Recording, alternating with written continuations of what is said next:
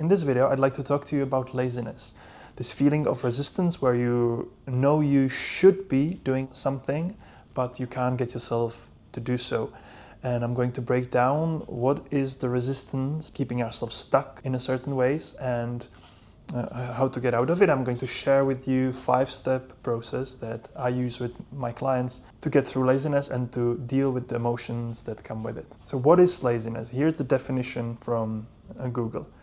Laziness is the disinclination to activity, effort, or work despite having the physical and mental ability to act. So laziness is something that in our minds we feel like we should be able to do, but we can't get ourselves to. So notice the word should here.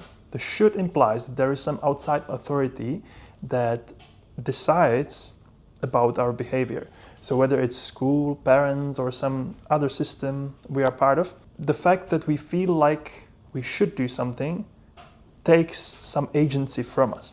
Oftentimes when I speak with my clients about laziness, the word resistance comes up. It's usually, I feel this emotional resistance to do this thing. I don't know why, but there is this like heaviness and I can't get up off the couch and do the damn taxes or something. So why is the resistance there? On this channel, I like to talk about processing your emotions, emotional regulation, and the resistance is a form of emotion that we think holds us back. And again, notice the language here. I'm using language like, it holds me back.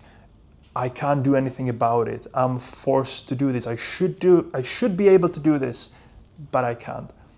And all of these words, all of the language, and you can kind of catch yourself using that in your mind as well, points to one important fact, and that is loss of agency. It feels like you don't have any other choice. You're not choosing to do this activity. And the loss of agency fundamentally to our subconscious minds means we're not being loved. One of my favorite philosophers, Forrest Landry, I'm going to link him below, has this beautiful quote that says, "Love is that which enables choice." And I think that's a very profound way of looking at love. So sometimes we need to use our tough love for someone to enable choices in the future, but also sometimes loving someone means that we are trying to understand their choices deeper. And so if you're part of this system and someone just tells you do this, otherwise you won't be a part of society, and you interpret it as I don't have choice, I'm not being loved deep down, you can start feeling this resistance, and it's understandable why it would be there. Okay, so now let's get to the 5 steps that I use with my clients to work through this and to, I wouldn't say get rid of this resistance, but understand it and from a different perspectives and recontextualize it so we can actually work with it and either do the thing or not do the thing, depends. So I'm going to look at my notes here. Behind the laziness thinking, there is emotional thing that accompanies the resistance, meaning there is some feeling in your body and there is some sort of felt sense thing. It's always hard to talk about feelings because that's the limitations of language, that we can't really describe them fully. But bottom line is there is always an emotion. So the step number 1 here is to just feel that, allowing yourself to notice it. Notice that maybe there is a bit of heaviness in your chest. Maybe there is a bit of firmness in my back or energy coming from my stomach upwards. So you can perhaps try it right now. Think about that activity you're struggling to do and just notice that emotion that comes with it. Now, important note here is don't try to escape the emotion. Try and sit with it and feel it. At first, this might feel uncomfortable. You're going to want to escape and you're going to want to think about something else and distract yourself. But don't do that. Sit with that emotion and you might find that it's actually not that horrible. You might find that you can survive it. Then the step 2 is to notice your thinking about the whole thing. So this requires a bit of experience with like meditative practices, for example, but you want to kind of watch your thoughts. You want to notice the assumptions you're making. Maybe there's a sense of injustice in the back of your mind, like why should I have to do this? Why must I do this? Like why is it required? That's unfair, world is unfair or something. I should be able to not do this, or something like that. Maybe you feel that bit of pressure.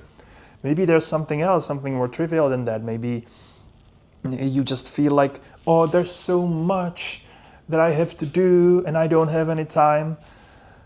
Any of those. So sit down, sit with the emotion, and then start writing down the thoughts.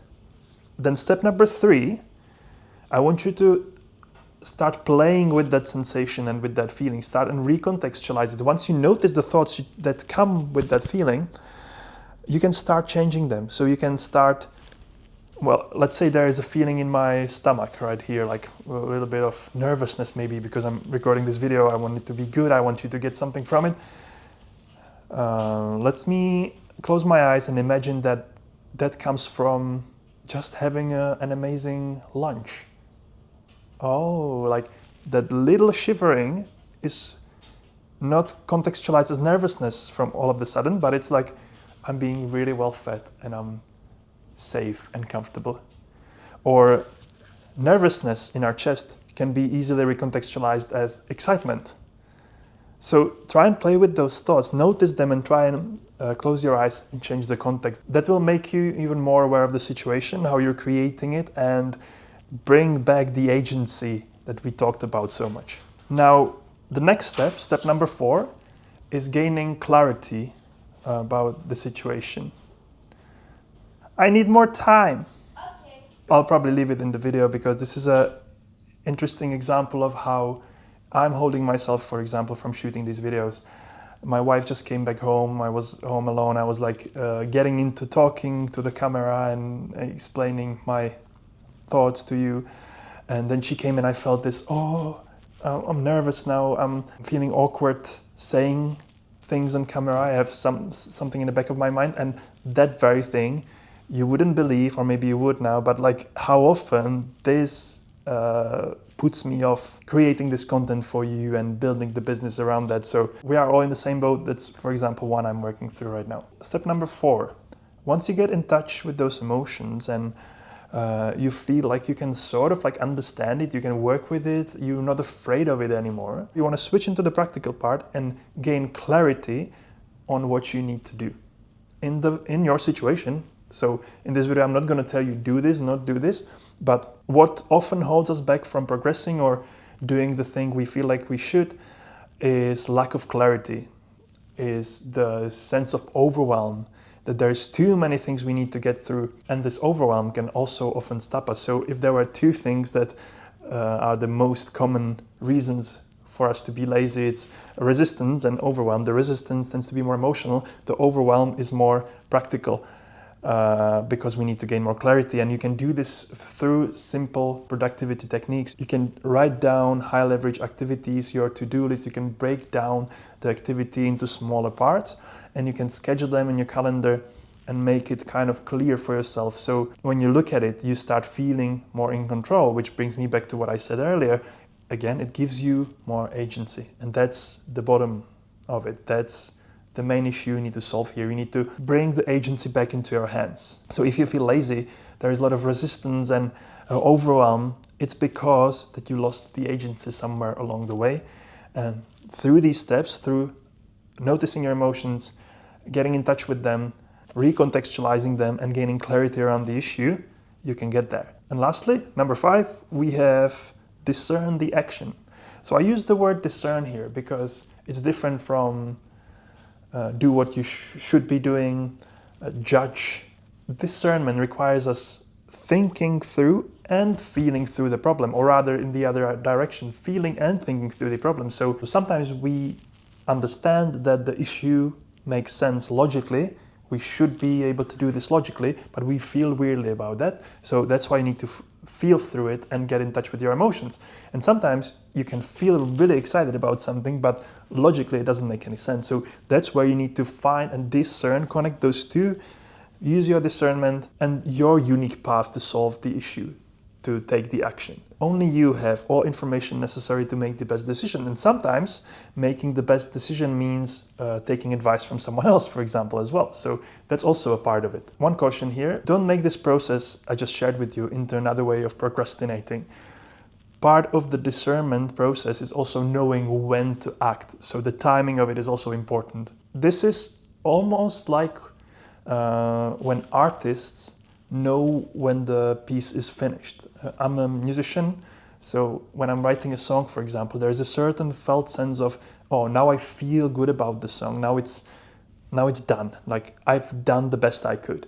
So that's also how you can recognize when you're ready to move to the next stage. And again, sometimes there can be emotions and it can be really complex what's happening inside of us.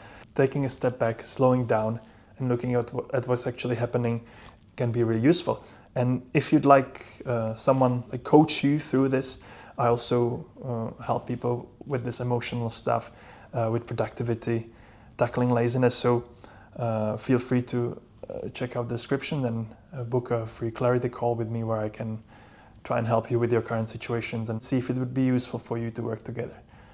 Okay, I'll see you in the next video. Please subscribe, stick around. This is my second channel where I talk about emotional regulation, laziness, deep connection and communication between people. And yeah, I'll see you in the next one. Bye for now.